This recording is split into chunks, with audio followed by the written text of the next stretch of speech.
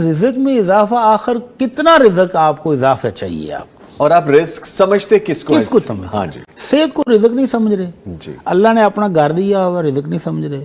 اللہ نے بیوی بچے دیے ہوئے ہیں، یہ رزق نہیں سمجھ رہے. والدین موجود ہیں دعائیں دینے کے لیے، اس کو رزق نہیں سمجھ رہے. بہن بھائی ہیں آپ کا ساتھ دینے کے لیے، اس کو رزق نہیں سمجھ رہے. اور رزق صرف پیسوں کو سمجھ رہے ہیں. تو یہ ایک تو ناقص سمجھ ہے. یہ ساری اللہ کے رزق ہیں اور ان سب پر اللہ کا شکر ادا کرنا چاہیے. جی ٹھیک. لیکن اس کے ساتھ ساتھ چلیں رزق میں اضافہ، جس چیز میں بھی وہ اضافہ چاہتے ہیں، مال میں اضافہ، کاروبار کی بندش کھل جائے، کاروبار چل پڑے، جو کام شروع کریں اللہ اس کو کامیابی دے دے، جی اس کے لیے خوبصورت قرآن کی دعا ہے. قرآنی دعا کون سی ہے؟ اصحاب کہف، ہم سورہ کہف پڑھتے ہیں جمعہ والے دن، جی تو اس میں اصحاب کہف کا واقعہ ہے کہ وہ کچھ نوجوان تھے جو اللہ کو خالص اللہ کو ماننے والے. جب ان کے ملک کا دشمن ان کے پیچھے ہوا تو وہ ان سے جان بچانے کے لیے ایک پہاڑی غار میں چھپ گئے. اب دیکھیں پیچھے دشمن بھی ہے اور آگے غار میں چھپے ہیں، تو وہاں پر کوئی کھانے پینے کا سامان بھی نہیں ہے، یعنی آگے رستے بھی بند، پیچھے دشمن.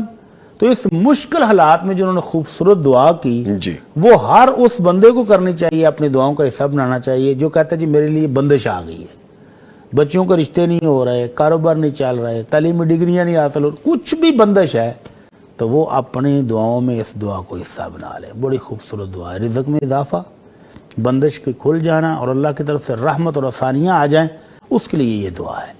تو اللہ تعالیٰ فرماتے ہیں کہ انہوں اصحاب کہف نے جب وہ غار میں چلے گئے نا، اب دیکھا کہ اب ہم کہیں آگے اور جا نہیں سکتے، باہر نکلیں گے تو دشمن مارے گا، اب جائیں تو کہاں جائیں، اور یہاں رہ کر کھائیں تو کیا کھائیں. تو اپنے رب سے التجا کرتے ہیں، ربنا آتنا من لدنک رحمہ وہیئ لنا من امرنا رشدا، کہ اللہ اپنی رحمتوں کو اسی جگہ پر نواز دے جہاں ہم ہیں.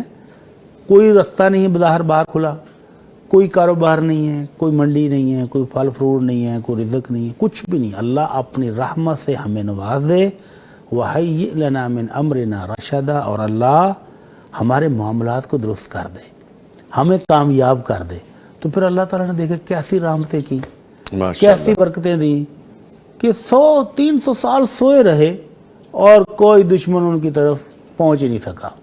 اور سورج آتا ہے تو کنی کترا کے نکل جاتا ہے کہ اللہ کے بندوں کو سخت دھوپ بھی نہ لگے، روشنی پہنچے لیکن دھوپ بھی نہ لگے. اور اللہ نے سلا دیا اتنی گہری نیند، سو کے اٹھے ہیں تو پتہ ہی نہیں کتنا سوئے ہیں. کوئی کہتا ہے صبح آئے تھے شام ہونے والی، کوئی کہتا نہیں عصر کے ٹائم آئے تھے شام ہونے، جی. اور اتنا طویل عرصہ سوئے ہیں. اور اللہ کی رحمت سے وہ دشمن کا دور ختم ہو گیا اور ان کے موافق دور آ گیا، تو اللہ نے سوئوں کو اٹھا دیا.